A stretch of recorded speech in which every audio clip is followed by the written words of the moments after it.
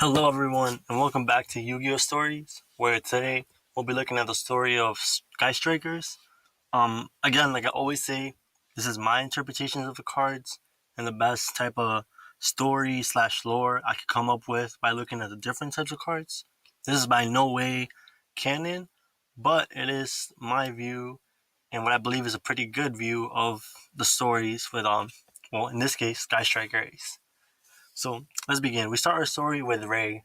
Now, unlike most warriors in the dual terminal world, Ray prefers to work alone than alongside other warriors.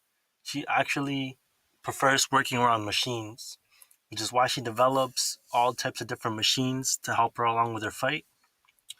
Ray's home is known as SKYSTRIKER Air Space Area Zero. Very low key place where, well, see, you can't even really see what it looks like here. There's just like a map of it. But yeah, this is where she develops her new weaponry and whatnot. But like I said, she doesn't like working with other warriors, much like many other warrior tribes, like the Six Samurais or Gokis, where they like working with their kind, with other warriors. Rei is different. She develops a lot of different SKYSTRIKER Ace technology, such as SKYSTRIKER Hercules base. It's basically her whip. She gets around and she also labels all of her SKYSTRIKER things. As you can see on the left side of the wing, it says S130 as SKYSTRIKER 130, I would assume. But not only does she have a vehicle, she only also has these little drones, which, as can be seen in the SKYSTRIKER Ace token, they project like a hologram of Rey. So she probably uses this when she's fighting. She'll release a bunch of drones, and the enemy will think that they're actually fighting a bunch of different Reys, but in reality, it's only one. But thanks to the Hornet drones, it makes the enemy think that there's multiple of hers. Then another one of her inventions, and I believe it's her favorite invention, is the Widow Anchor. So just like all her other inventions, she labels them by S. This one here is S061. But yeah, this is by far her favorite weapon, and it's commonly seen as a 3 of in SKYSTRIKER decks. Alongside that, she also has her Eagle Booster. It's a quick machine that lets her get out of harm's way, and in the card, it protects her from any card effect, so she becomes immune. And then 3 spells in the graveyard means it can't be destroyed by battle. This is kind of like showing how, like, in like a pinch, you can activate this to like help Ray avoid any type of danger, which is what Eagle Booster is shown to do here. Like A's running away from an explosion. And like all the other SKYSTRIKER inventions, she has a label on the wing. I believe it says S15 if I'm reading it right. But moving on, one of the other SKYSTRIKER mecha um, weapons that she has is a shark cannon. And this just is a powerful machine and goes with the label SO20.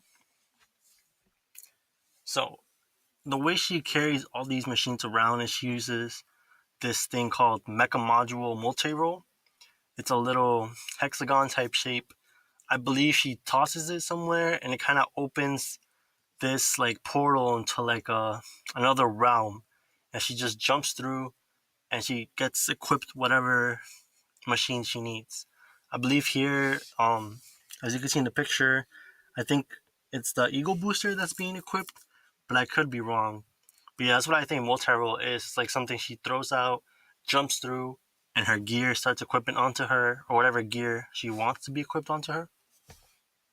So, after creating all these gears, all these weapons, she wants something more stronger, something better.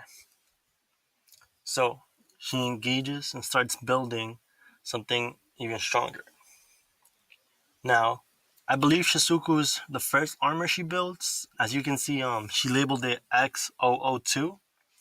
There is no X001 yet. Maybe the last SKYSTRIKER link will be X001. But for now, I have to presume that Shizuku is the first armor she built. Of course, like assuming by the label. And now, along with every armor she made, she had to make a signature move for the armor. Now, Shizuku, her signature move was jamming waves, a shield type of move that lets her block incoming attacks. Now, she wanted something more offensive. She already had a very defensive armor, so she thought about something stronger, something that let her put some damage. So she built SKYSTRIKER Ace Kagari. Now, and you can see on around the lower side, it says X003. So that's why I feel this one came after Shizuku.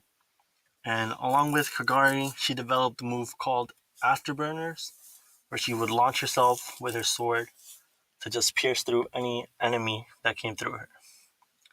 After this, she wanted to build another armor, something more precise, something that could snipe out an enemy from range. So she built Hayate. As you can see, it says X004 on the little back thing. I'm not even sure what that is. But yeah, Hayate allowed Rei to shoot from distance with a really powerful blast.